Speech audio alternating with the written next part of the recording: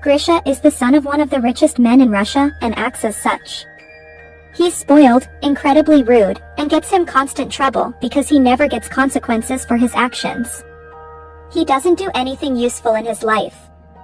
He just spends his days partying, drinking, and using women.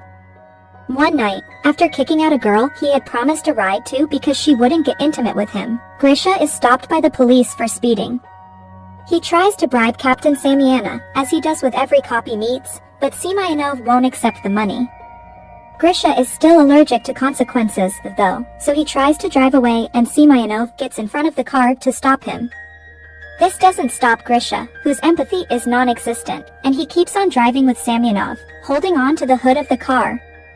Moments later, Grisha's dad, Pavel, goes to the police station to pay the bail and release his son, who continues to be a spoiled brat asking to be served even while locked in a cell. The chief reminds Pavel of all the destruction crisis has caused the past few months, including a yacht, and now he sent a cop to the hospital with grave injuries. The boy is simply out of control, and Pavel seriously needs to do something. After the bail gets paid, Pavel scolds Grisha for his behavior and threatens with cutting him off. But Grisha doesn't care because he knows his dad is all bark and no bite. Feeling incredibly stressed, Pavel visits his friend with benefits TV producer Anastasia to find some comfort in her presence.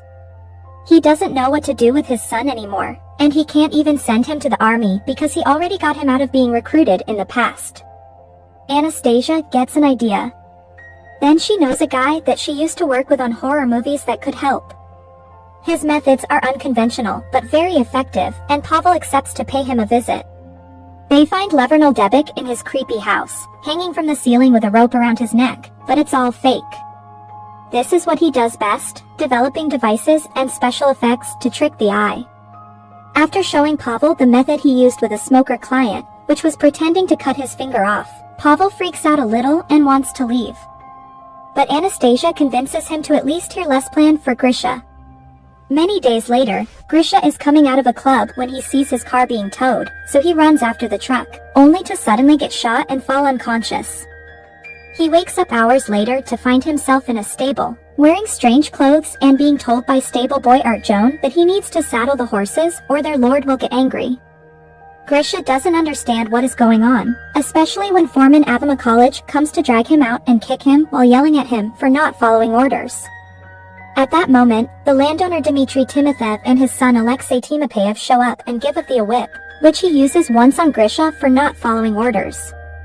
Dmitry tells him to get the horse ready now or he'll get a worse punishment. But when Artyom takes him back to the stable, Grisha jumps through the window and runs away. He seems to be in a village in 1860s Russia before the abolition of serfdom. As he runs, Grisha asks people for help, requesting a phone or even the police, but nobody knows what he's talking about. Eventually, he makes it to the estate borders and accidentally falls into a lake. So when he comes back to the village to get dry clothes, he's captured by a van taken to be hanged for having run away. Luckily for him, Dmitry's daughter Aglia shows up and asks her dad to have mercy on the prisoners because she's tired of all the killing. Seeing as it is her birthday, Dmitry agrees, and Grisha is allowed to live. A bird is flying above them, taking it all in before leaving to enter a building near the edge of town. It's actually not a bird, it's a drone pretending to be one, because this whole deal isn't time traveling. It is Lev's plan to teach Grisha some discipline, and Pavel's money allows for such an expensive production. Lev is in charge with the help of Anastasia, who uses her experience as a TV producer to keep the illusion going without any mistakes.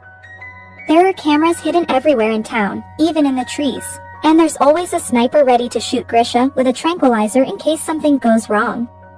After seeing the whipping of his son is real, Pavel is starting to wonder if he's done the right thing, but Lev convinces him this is for Grisha's own good.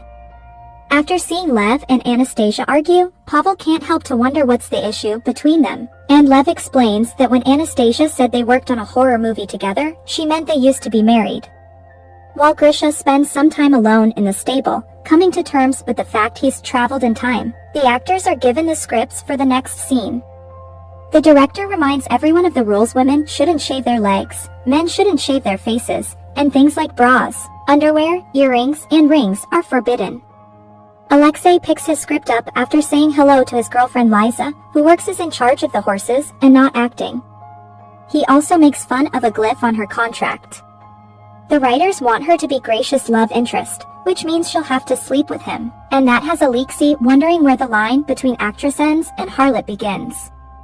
Grisha starts living through an awful routine in the village. He has to wake up before dawn, eat broth with only flies as meat, work with horses he's scared of, use the forest as his bathroom, wear pants without underwear, and get whipped every time he's disrespectful. One afternoon, Misha is taking a break from work when he suddenly hears Aglaya crying, who explains to him that she's sad because her father wants her to marry an old rich man. Instead of showing sympathy, Grisha thinks it's a great idea, because if the man is so old, then he'll die soon and Aglaya will get all the money. Some days later, Grisha steals a chicken and asks Artyom to get him some tools to make a soup, which Grisha ends up eating it all on his own instead of sharing it with Arjun, who did most of the work. Whenever he discovers the chicken theft, he asks the culprit to confess, or he'll whip someone at random. Once again, Grisha fails to show any sympathy for another human being and watches how Artyom is taken away for whipping without saying a word. Moments later, Artyom meets with Grisha and shows him the scars on his back, courtesy of the makeup department. Grish continues not to care, and while explaining Artyom why, he sees Liza jumping off a horse and notices that she's wearing modern underwear when her skirt accidentally gets stuck.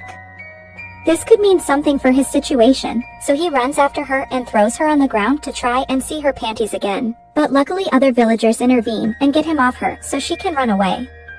Seeing as Grisha isn't making any progress, Pavel wants to shut down the whole operation, but their discussion is interrupted by some big news. Grisha is looking for Liza to apologize. The villager actors at first ignore him, since he isn't supposed to even know Liza, but Lev thinks this a great opportunity to get some progress down and orders the actors to tell him where she lives. Grisha apologizes to Liza, who is brought up would stick with a nail just in case, and Liza accepts the apology but promises to still be wary of him for a while. Some days later, it's time to celebrate Ivan Kupala, a traditional holiday considered to be the most magical night of the year. Legends say that whoever you spend the night celebrating with will spend their whole lives with you. At the party, Grisha teaches the musicians how to play the lombarda and gets the villagers to form a kanga line, which Aglaya jumps into to tell Grisha that the prospect of an arranged marriage is too much for her to handle, so she'll walk into the lake tonight instead of following her. To stop her, though, Grisha finds Liza and begins telling her stories about the technology of the future. After she takes pity on him and his loneliness and tells him she believes him when he says he's a time traveler.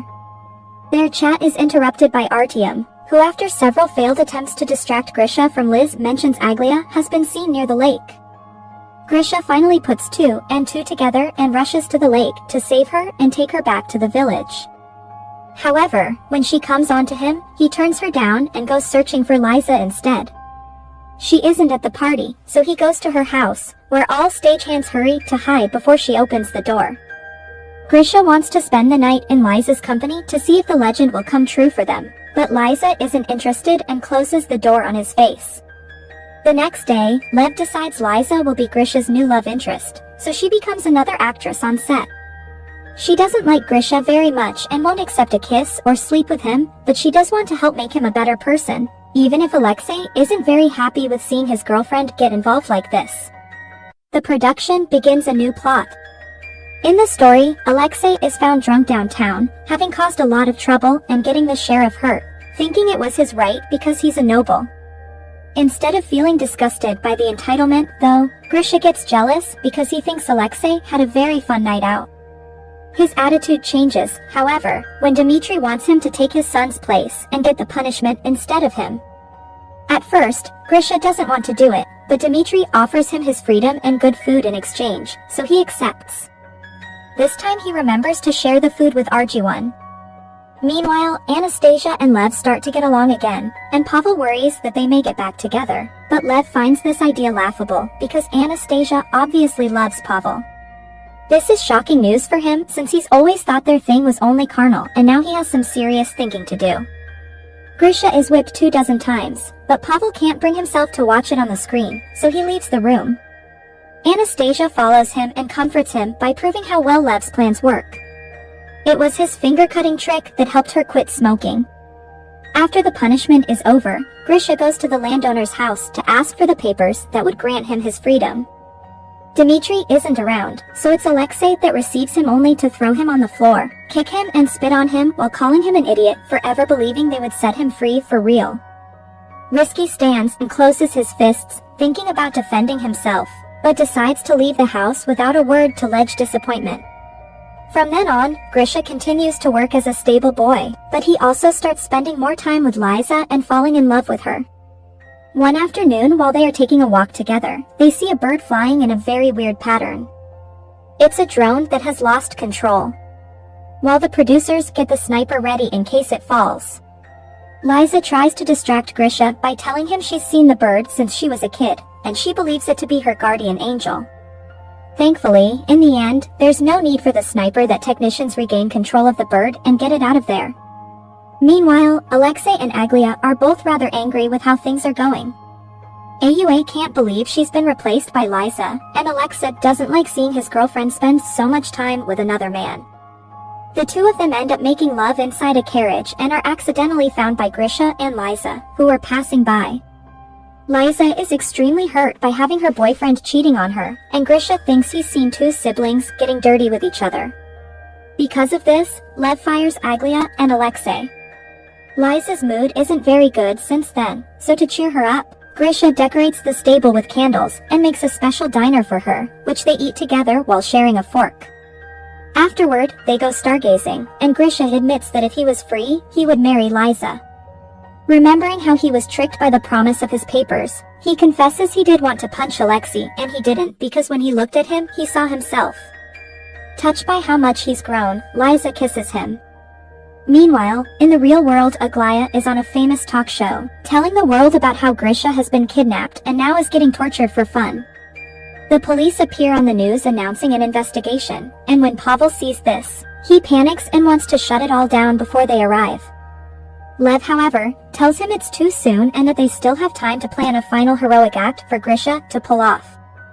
Seeing as Grisha is dumb and doesn't catch on any anachronisms going on, they decide to send a group of Mongols to invade the village. Grisha is spending time with Liza when she suddenly tells him that if for some reason they get separated, she wants him to know that for her, everything has been real. Artyom arrives then and tells them to quickly come back to the village because the Mongols have attacked. Believing the story with no issues, Grisha thinks that they should go the other way to avoid danger. So Artyom uses an excuse Lev feeds him through his hidden microphone. The Mongols will burn the village if every worker isn't there. In the village, the Mongols have been given a huge food offering, but their leader also wants a woman, so he chooses one from the crowd. Her father immediately jumps in to defend her, and since Mongols respect bravery, they allow him to duel one of their soldiers for her freedom.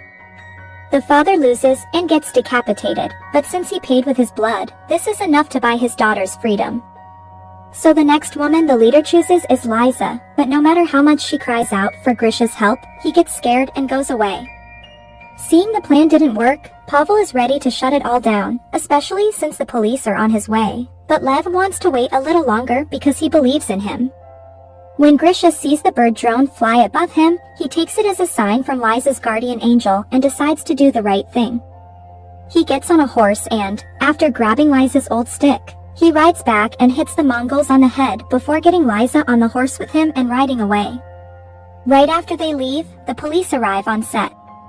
Since Grisha isn't around, it's easy for Pavel, Anastasia, and Lev to lie to them and simply tell them they're filming a movie, which the officers believe, leaving without arresting anyone. Meanwhile, Grisha and Liza ride past the estate limits and find a gas station, which greatly confuses Grisha. Liza is about to explain everything to him, but that's the moment the sniper chooses to strike and knock Grisha out. He wakes later in the hospital, where Pavel tells him he's been 3 months in a coma after a car accident and pretends not to know what Grisha is talking about when he asks about the village and Liza.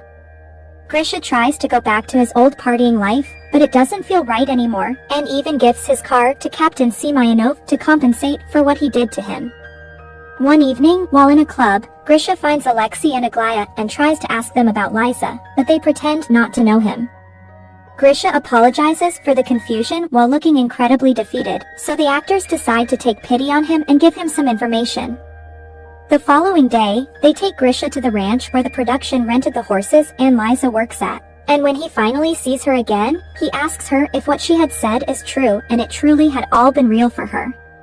When she confirms it, the couple kiss and begins a new relationship. Sometime later, Grisha takes Liza as his +1 to his father's wedding to Anastasia, where he thanks him for having put him in this crazy project and making a better person out of him. From then on, more spoiled rich brats are taken to the village often and Grisha helps with their rehabilitation. So this is the story of this movie. If you liked the video, please subscribe to our channel and tap the bell icon to watch more videos.